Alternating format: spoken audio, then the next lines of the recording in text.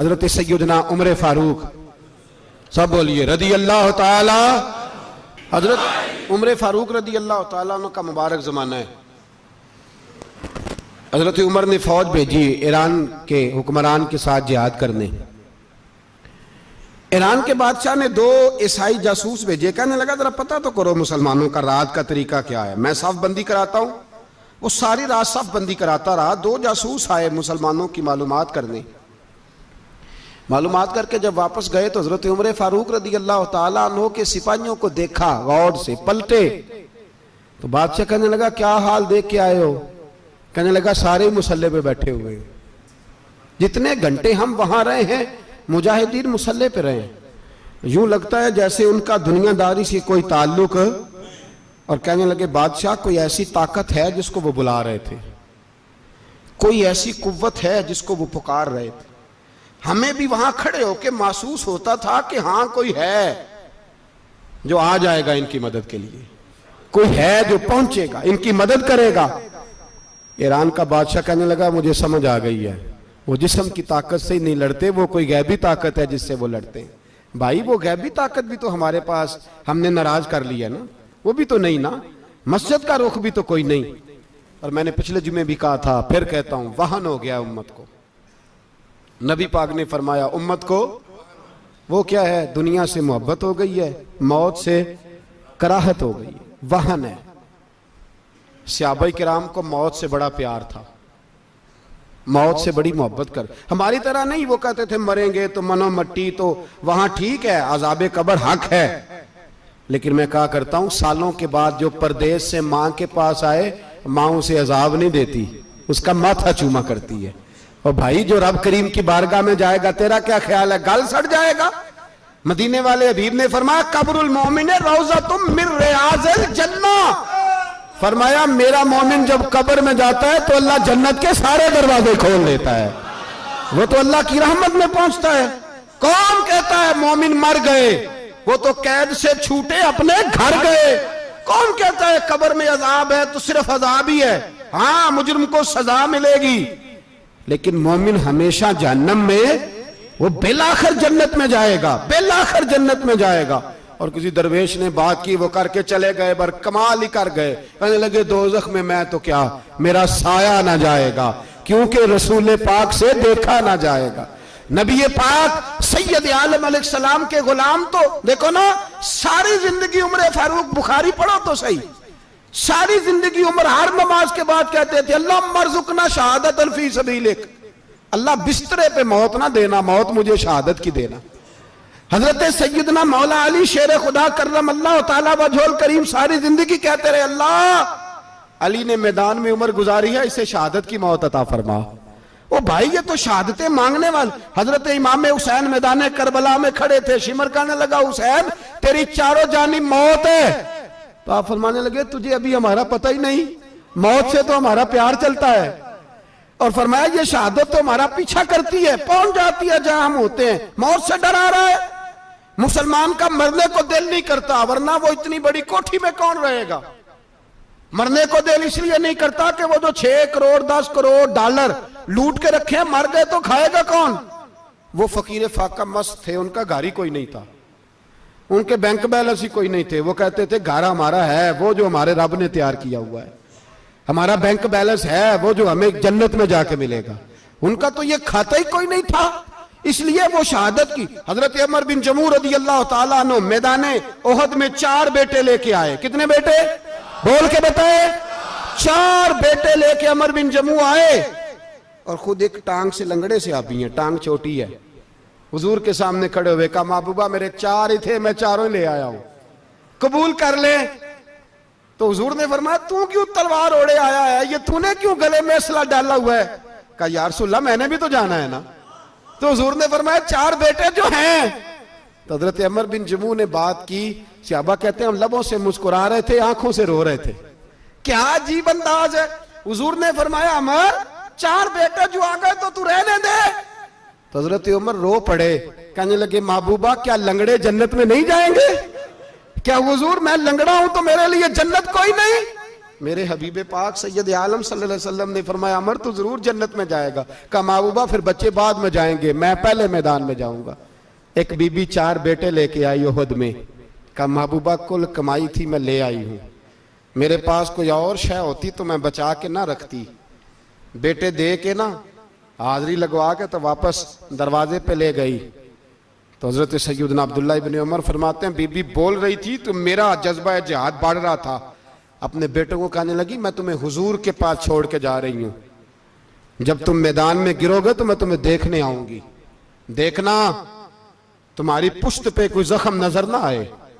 जितने तीर खाने हुए सीने पे खाना, जितने तलवारों के नेजों के जख्म बर्दाश्त करने हुए यहां खाना, पुश्त पे जख्म नजर ना आए। हजरत अब्दुल्लाह इब्न उमर फरमाते हो बीबी की गुफ्तगू मेरा जज्बा जिहाद बढ़ा रही थी। एक बीबी 3 साल का 4 साल का बेटा लिए रो रही है, ओहद का दिन है। सहेलियां पूछती हैं तू क्यों रोती है? वो कहती है देखो मेरा खामद भी बदर में शहीद हो गया, भाई और बाप भी। दिल करता है कोई जवान बेटा होता तो आज मुस्तफा के साथ उसे ही भेज देती। कोई जवान मेरे पास है ही 3 साल का तो क्या करूं, 3-4 साल का बच्चा क्या करेगा? पता नहीं क्या दलील आई, अचानक उठी, बेटे को सीने से लगाया, कपड़ा डाला, मस्जिद नबवी पहुंच गई। हजरत बिलाल कहते हैं मुझे मिली, कहने लगी बिलाल मुझे पता है हुजूर तैयारी करा रहे हैं जंग की, पर 2 मिनट अगर मेरी मुलाकात हो जाए। बिलाल हबशी कहने लगे हुजूर हम एक बीबी जिद कर रही है। हुजूर बाहर आए, कहने लगी हुजूर मैं फलां की बेटी, फलां की बहन, फलां की बेवा हूं, मैंने बदर में 3 शहीद दिए हैं, अब मेरे पास ये 3 साल का लाल ही बचा है, बड़ा फख्र है मेरा। लोग मुझे शहीद की बेवा, शहीद की बेटी, शहीद की बहन करते, दिल करता है शहीद की अम्मा भी कही जाऊं तो मेरा बेटा ले लें। सैयदना बिलाल कहते हैं हुजूर मुस्कुराए, कहने लगे ये 3 साल का नौनिहाल क्या करेगा? कहते हैं अम्मा का अजीब जज्बा है। कहने लगी महबूबा सुना है असला भी थोड़ा ही है, ढालें ज्यादा कोई नहीं, मेरा बेटा साथ रख लें, जब आपकी तरफ कोई तीर आया ना तो मेरा बेटा ढाल के तो इसको ढाल बना के आगे कर देना। महबूबा ढाल तो बानी सकता है ना। हजरत बिलाल फरमाते हैं मुस्तफ़ा करीम ने फरमाया जा मैंने कबूल किया, कयामत के दिन बेटा घर ले जा, जब तेरा नाम पुकारा जाएगा तो शहीद की अम्मा कह के ही पुकारा जाएगा, जा तू घर ले जा। कहते हैं चलते चलते एक गरीबनी और आ गई, इतनी सी अट्टी बान की, इतनी सी। बिलाल हुजूर से मुलाकात हो जाएगी, नबी पाक आ गए तो कहा महबूबा ये गलबा इस्लाम में मेरा भी हिस्सा डाल ले। हुजूर ने फरमाया ये क्या है? कहने लगे हुजूर खामद फौत हो गया, औलाद अल्लाह ने बेनियाजी से दी नहीं, सवेरे चरखा काट के रिज़्क़े हलाल खाती हूं, मेरे पास ना ये इतना सा बान है, एक घोड़े की लगाम बन जाएगी, महबूबा हिस्सा तो डाल जाएगा ना दीन के लिए, मेरी कबूलियत हो जाएगी। मेरे हबीब ने हाथ उठाए और दुआ मांगी, कहे अल्लाह जितना तू मैदान के मुजाहिदों को अजर अता फरमाए उतना इस गरीबनी को भी अता फरमाना, उतना इसे भी देना। भाई ये जज्बे थे, ये रंग था उम्मत मुस्लिमा का, इसलिए काफिर घर में बैठ के कांपा करता था।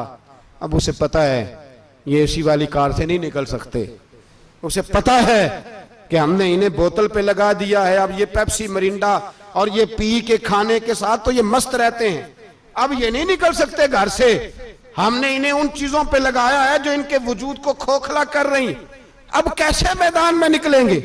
वो इसलिए नहीं डरता कि वो तेरी आसाइशों, तेरी जिंदगी में आने वाली सहूलतों से आशना है। मौत बिस्तर पे भी आ जाती है, लेकिन जिसको मैदान में आती है वो सारी जिंदगी जिंदा रहता है, वो सारी जिंदगी जिंदा रहता है। भाई मरना तो है, लेकिन अगर जिंदगी दीन के काम आएगी तो अमर हो जाओगे, बच जाओगे। अस्सलाम वालेकुम मेरे बहन भाइयों, आज मैं आपके लिए अमल लाई हूँ, बहुत ही मुजर्रब और आजमाया हुआ अमल है, और ये इतना प्यारा और इतना अच्छा अमल है कि आपकी ज़िंदगी बहुत ही प्यारी हो जाएगी, यानी कि आपकी ज़िंदगी दीन की तरफ मज़ीद यानी कि बहुत दीन के करीब होने लग जाएगी।